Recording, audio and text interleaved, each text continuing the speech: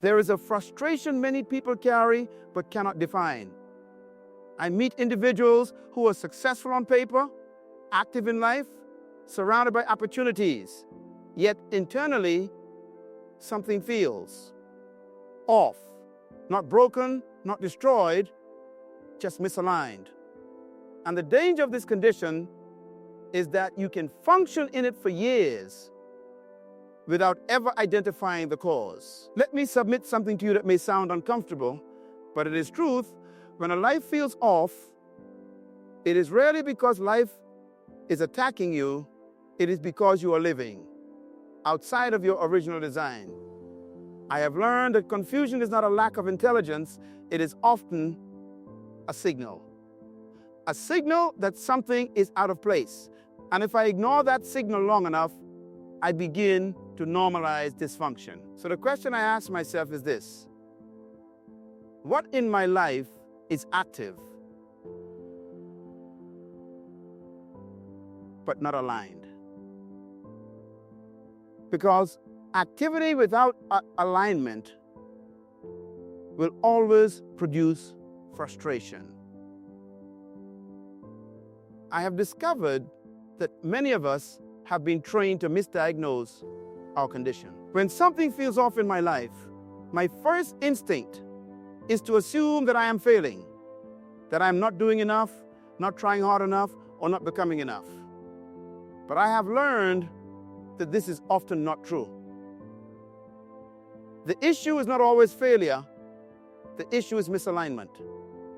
Failure suggests that I attempted something within my design and did not succeed. Misalignment means I may be succeeding at something I was never designed to do in the first place. And there is a difference. Let me make this very clear to myself. A fish does not fail when it cannot climb a tree. The fish is not a failure, it is simply out of place. And many people today are judging themselves based on environments, expectations, and roles they were never created to fulfill. So I begin to ask myself a different question. Not why am I failing, but where am I out of alignment? Because when I am misaligned, everything becomes harder than it should be. I can feel it in my thoughts, in my energy, even in my decisions. There is a constant friction, like something is resisting me internally. That resistance is not always opposition. Sometimes it is correction. I have learned that God is a God of order and design. Nothing created by God functions properly outside of its intended purpose. When I attempt to live outside of that design, discomfort is inevitable. That discomfort is not meant to destroy me, it is meant to alert me. In the book of Proverbs, it says that there is a way that seems right to a man, but its end leads to destruction. That means I can be sincerely committed, deeply involved, and still be heading in the wrong direction. Why? Because sincerity does not replace alignment. So I must become honest with myself. Am I tired because I am working hard? Or am I tired because I am working wrong? There is a difference. Purpose does not eliminate effort, but it removes unnecessary strain. When I am aligned, there is a sense of rightness, even in difficulty. Let me bring it into practical life. I may be in a career that looks successful, but internally I feel drained every day. I may be surrounded by people, yet I feel disconnected. I may be progressing externally, but something within me keeps asking, is this it? That question is not rebellion, it is awareness. Misalignment produces that quiet frustration that I cannot explain. It is the feeling of being active but not effective, present but not fulfilled. And if I ignore it long enough, I begin to settle into a life that was never truly mine. So I make a decision. I stop condemning myself for feeling off, and I start investigating why. because that feeling is a signal, not a sentence. When I understand that my discomfort is not always failure, but often misalignment, I position myself for correction instead of condemnation. And correction is powerful because it brings me back to design. And when I return to design, I do not just function, I flourish. One of the greatest causes of confusion in my life is not the absence of purpose, but the misunderstanding of it. I have learned that if I define purpose incorrectly, I will spend years trying to solve the wrong problem. And whenever I misdiagnose a condition, I cannot apply the correct solution. This is why many people are exhausted. Not because they lack talent, not because they lack ambition, but because they are trying to discover themselves through activity instead of through design. Let me establish something clearly. Purpose is not what I do. Purpose is why I exist. That distinction changes everything. Many of us have reduced purpose to occupation. We ask questions like, what job should I have? What business should I start? What career fits me? But purpose is deeper than employment. A job is what I do to create value in society. Purpose is the original reason I was given life. If I do not understand this, I will make the mistake of attaching my identity to my assignment. And that is dangerous. Because assignments can change, seasons change, opportunities change, roles change. But purpose is original, fixed, and intentional. A person may work as a teacher, but teaching is not necessarily their purpose. It may simply be one vehicle through which purpose is expressed. Another person may lead a company, but leadership itself is not automatically purpose. It may be an assignment connected to a deeper reason for existence. This is why I can change careers and still remain in purpose, or stay in one profession and be completely outside of purpose. The problem is that many of us are trying to answer an identity question with a performance answer. I ask myself, who am I?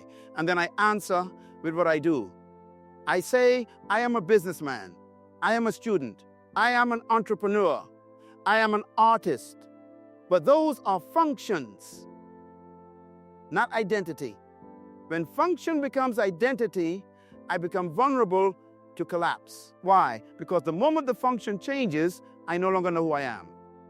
This is why some people experience emotional crisis after losing a position, a title, or an opportunity. It is not because they lost income alone, it is because they built identity on assignment. But assignment was never meant to carry identity. Only purpose can do that. This is why I must go back to the source. If I want to understand the purpose of a product, I do not ask the product, I ask the manufacturer. No one buys a machine, ignores the manual, and then complains because it is malfunctioning. Yet many people live exactly like this. They attempt to understand life without consulting the one who designed it. The book of Jeremiah says that before I was formed, I was known. That means my existence was not accidental. I did not arrive here randomly. My life began as intention in the mind of God before it became manifestation on earth. This is critical, because if my life began as intention, then purpose precedes existence. I was not born and then given a reason. I was born because a reason already existed. Now that changes how I see myself. I stopped living reactively, moving from trend to trend, comparison to comparison, pressure to pressure. Instead, I begin asking better questions. Not what is popular right now. Not what makes the most money. Not what are other people expecting from me. But rather, why was I sent here? That is the question of purpose. And until I answer that question, I may remain busy, but unclear. Purpose is the master key of life. Once I understand why I exist, decisions become easier. Boundaries become clearer. Distractions lose power. Why? Because clarity creates discipline. When I know my purpose, I stop chasing everything. I stop saying yes to what only looks good. I become selective. Because not every opportunity is connected to my assignment. A tree does not struggle to be a river. The sun does not compete with the moon. Creation functions with peace because it operates within design. So I remind myself, my responsibility is not to imitate another person's success, but to discover and fulfill my own design. And once purpose is defined correctly, I can finally diagnose my life accurately. Because I cannot correct what I do not understand, and I cannot align with what I have not defined. I have come to realize that one of the most dangerous positions I can find myself in is not failure, but success without clarity. Because failure will force me to rethink, but success can deceive me into believing that everything is in order when it is not. There are people who look accomplished, respected, and admired, yet privately they are unsettled, restless, and uncertain. And the challenge with this condition is that the applause of people can drown out the warning signals within. So I must ask myself an honest question. Am I fulfilled or am I just validated? Because validation can come from outside, but fulfillment is always internal. It is possible for me to build a life that others celebrate, but I cannot sustain. I can achieve goals that impress people, but do not express my design. And if I am not careful, I will spend years protecting an image instead of cultivating alignment. This is why I do not measure my life by results alone. Results can be misleading. Results show what I have produced, but they do not always reveal whether what I produced is connected to purpose. A person can generate wealth and still lack peace. Another can gain influence and still feel empty. Another can reach positions of authority and still question their own identity. That is not because success is wrong, but because success without alignment does not satisfy the soul. I have learned that success is not proof of correctness. It is only proof of effectiveness. Let me explain that to myself clearly. I can become effective at something I was never designed to do. I can train myself, discipline myself, and refine my skills in an area that is outside of my purpose and still achieve measurable success. But deep within, something will continue to signal that this is not it. That signal is important. Because internal disorder does not always announce itself loudly. Sometimes it whispers through dissatisfaction, lack of peace, or a constant sense of being out of place. And if I ignore those signals, I begin to normalize dysfunction. I may say things like, this is just how life is, or everyone feels this way, or at least I am doing better than before. And in doing so, I lower my standard of living from purpose to survival. But I was not designed to merely survive. I was designed to function with intention. There is a principle I must remember. What I achieve must never replace who I am. Because when achievement becomes my identity, I become a prisoner of performance. I feel pressured to maintain an image, to keep producing, to keep proving, even when internally I am disconnected. This is where burnout begins. Not simply from working hard, but from working in a way that is inconsistent with design. A car can run at high speed, but if the alignment is off, the tires will wear out unevenly. From a distance, everything looks fine, the car is moving, the engine is working, progress is being made, but underneath, damage is taking place. That is what happens when I pursue success without alignment. Movement continues, but deterioration begins. So I must pause and evaluate my life beyond appearances. Not what people see, but what I experience within myself. Not what I have accumulated, but what I have become. I ask myself, does my success bring me peace, or does it demand constant maintenance of an identity that feels unnatural? Because true success is not just about achievement. It is about harmony. It is when what I do aligns with who I am, and who I am reflects why I was created. The book of Ecclesiastes speaks about chasing things that ultimately feel empty, like grasping the wind. That is the picture of success without purpose. Effort is present, results are visible, but fulfillment is absent. So I make a decision. I refuse to be impressed by my own results if they are disconnected from my design. I become more concerned with alignment than appearance. Because at the end of the day, external success can attract attention, but only alignment produces peace. And I was not created to impress people. I was created to live in order. I have learned that one of the easiest ways to drift out of alignment is not through rebellion, but through pressure. Pressure is subtle. It does not always feel wrong in the beginning. In fact, it often feels necessary, urgent, even responsible.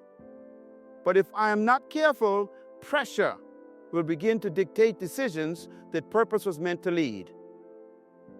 So I ask myself a very important question. Am I choosing this path because I am designed for it, or because I feel pushed into it? Because there's a difference between being led and being driven. When I am led by design, there is clarity. There is a sense of conviction, even when the journey is difficult. But when I am driven by pressure, there is anxiety, urgency, and often confusion. I am moving, but I am not at peace with where I am going. Pressure comes in many forms. It can come from society telling me what success should look like. It can come from family expectations, pushing me toward paths that are respectable, but not necessarily aligned. It can come from comparison, where I measure my life against someone else's timeline. It can even come from survival, where I make decisions simply to cope rather than to fulfill purpose. None of these are inherently evil, but they become dangerous when they replace design as my source of direction. I have observed that many people do not choose their lives. They inherit them. They inherit expectations, they inherit fears, they inherit definitions of success, and then they spend years trying to maintain something they never truly decided. That is the power of pressure. Pressure will convince me to move fast without thinking deeply. It will make me say yes before I have evaluated whether the opportunity is aligned with my purpose. It will make me commit to things that look good externally, but create tension internally. And the more I respond to pressure, the further I drift from design. There is a principle I must understand. Anything I build under pressure will require pressure to sustain it. If I enter a career because of pressure, I will need constant pressure to remain in it. If I build relationships based on pressure, I will feel forced to maintain them. If I create a lifestyle based on pressure, I will always feel the weight of keeping it together. But when something is built by design, it is sustained by alignment, not force. Let me bring it into practical terms. I may take on responsibilities that are beyond my capacity, not because they are part of my assignment, but because I feel obligated to meet expectations. I may pursue opportunities that bring recognition, not because they are connected to purpose, but because I fear being left behind. Over time, this creates exhaustion, not just physical exhaustion, but mental and emotional fatigue. Why? Because I am carrying what I was never designed to carry. Even in Scripture, there is a reminder that each person must carry their own load. That means there is a weight assigned to me, and there are weights that are not mine. When I begin to carry what does not belong to me, life becomes unnecessarily heavy. So I must pause and examine my life honestly. What decisions have I made out of fear? What commitments have I accepted out of obligation? What direction am I pursuing simply because it is expected of me? These are not easy questions, but they are necessary because clarity requires courage. I must have the courage to disappoint expectations if those expectations are misaligned with my design. I must have the discipline to say no, even when saying yes will bring immediate approval. And I must have the awareness to recognize when I am being pushed instead of being guided. God does not lead through confusion and constant pressure. Design brings order. Even when the path is challenging, there is a sense of rightness that confirms alignment. So I make a decision to slow down where necessary, to evaluate before committing, and to listen beyond the noise of expectations. Because if I do not identify where pressure is leading me, I will continue building a life that looks structured but feels unstable. And I was not created to be driven by pressure. I was created to function by design. I have come to understand that awareness alone is not enough. It is not enough for me to recognize that I am misaligned, to admit that I am driven by pressure, or even to discover that I have misunderstood purpose. Awareness is the beginning, but real transformation begins with realignment. And realignment is not emotional, it is intentional. It means I make a conscious decision to bring my life back under the principles that govern my design. Because whether I acknowledge it or not, my life is always responding to principles. Principles do not adjust to me, I must adjust to them. This is where many people struggle. We want change without adjustment. We want clarity without discipline. But order in my life will only return when I align myself with truth. So I begin by asking myself, what standard am I using to live my life? Because if my standard is culture, then my life will constantly shift. If my standard is people's opinions, then my direction will always be unstable. But if my standard is rooted in God's intent, then I finally have something unchanging to align with. God is a God of purpose and order. Nothing created by God is without intention, and nothing functions properly outside of its intended principles. This means if I want my life to work, I must return to the original blueprint. The book of Romans speaks about being transformed by the renewing of the mind. That tells me that realignment begins internally before it manifests externally. I cannot live correctly if I continue to think incorrectly. So I start with my thinking. I challenge the beliefs I have accepted. I question the patterns I have normalized. I examine whether my mindset reflects truth or simply experience. Because if my mind is not aligned, my actions will never remain aligned. Then I move into my decisions. Alignment is not proven by what I say, it is revealed by what I choose.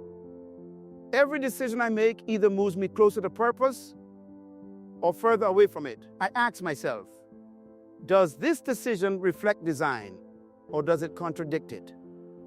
That question becomes my filter. If something looks good but violates principle, I walk away. If something feels uncomfortable but aligns with truth, I move toward it. Because alignment is not always convenient, but it is always necessary. Let me make this practical. If I have built habits that pull me away from purpose, I must replace them with habits that support it. If I have surrounded myself with influences that confuse my direction, I must become intentional about my environment. If I have been managing my time without purpose, I must begin to structure it with intention. Realignment requires action, and I must accept that there will be a process. I may need to step back from certain commitments. I may need to make adjustments that others do not understand. I may need to let go of things that once defined me. But I remind myself of this: anything I lose that is not aligned with purpose is not a loss. It is a correction. Because I cannot step into alignment while holding onto misalignment. There is also a level of discipline required to maintain alignment. It is not something I do once, it is something I practice daily. Every day I choose whether I will live by design or drift by default. And over time, something begins to change. Clarity replaces confusion. Direction replaces uncertainty.